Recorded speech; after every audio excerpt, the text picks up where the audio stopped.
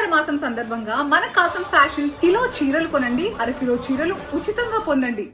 హీరోలకు pan Indian image Srirama రక్షగా మారుతుందేమో కానీ heroines కు మాత్రం ఖచ్చితంగా ఇది బ్యాగేజే. ఒక విధంగా చెప్పాలంటే ఈ పాన్ ఇండియన్ కల్చర్ మొదలయ్యాకే వాళ్ళ కెరియర్ డ్యామేజ్ అవుతోంది. సౌత్ నార్త్ బ్యాలెన్స్ చేయలేక పాపం ఎటూ కాకుండా పోతున్నారు.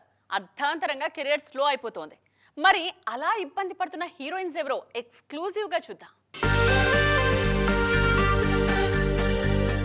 హీరోయిన్ల కెరీర్ను పాన్ ఇండియన్ ఇమేజ్ డ్యామేజ్ చేస్తుందా? ఈ ప్రశ్నకు సమాధానం కొన్నేళ్లుగా మన హీరోయిన్స్ కెరియర్ గ్రాఫ్ చూస్తుంటే నిజమేనేమో అనిపిస్తుంది. రీజనల్ సినిమాలు చేస్తున్నప్పుడు క్వీన్స్ లా కెరీర్ లీడ్ చేసిన వాళ్ళు పాన్ ఇండియా అంటూ వెళ్ళాక అటూ ఇటూ బ్యాలెన్స్ చేయలేక రేస్లో వెనకబడిపోయారు. బాహుబలి 2తో పాన్ ఇండియన్ ఇమేజ్ తెచ్చుకున్న అనుష్క ఆ తర్వాత అన్ని భాషల కోసం భాగమతి, నిశ్శబ్దం సినిమాలు చేశారు. పాన్ ఇండియా అని చెప్పినా మిస్సెట్టి, మిస్టర్ పొలిసెట్టి చివరి నిమిషంలో తెలుగుకే పరిమితం చేశారు. గతేడాది ఘాటీ కూడా నిరాశపరిచింది.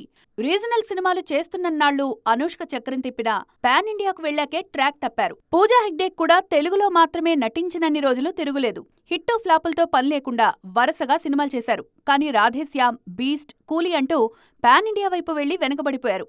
హిందీ కూడా ఈమెకు కలిసి రాలేదు. మొన్నొచ్చిన కూలీ కూడా అంతే సంగతులు. మోనికా పాట హిట్ అయినా పూజా కెరీర్ కు మాత్రం ఇది ఏమాత్రం హెల్ప్ అవ్వలేదు. సమంత సైతం తెలుగులో ఉన్నప్పుడు క్వీన్, అలా కాకుండా పాన్ ఇండియా అన్నప్పుడే సమస్యలు స్టార్ట్ అయ్యాయి. అందుకే మా ఇంటి బంగారం అంటూ తెలుగు సినిమాతోనే మళ్లీ హిట్ కొట్టారామె. ఇక తమన్నా హీరోయిన్ గా మానేసి స్పెషల్ సాంగ్స్ పై ఫోకస్ చేశారు. పాన్ ఇండియా కల్చర్ తట్టుకొని సస్టైన్ అవుతోన్నది రష్మిక మందన్న మాత్రమే. ఇంకెన్నాళ్లు ఈమె దూకుడు సాగుతుందో చూడాలి.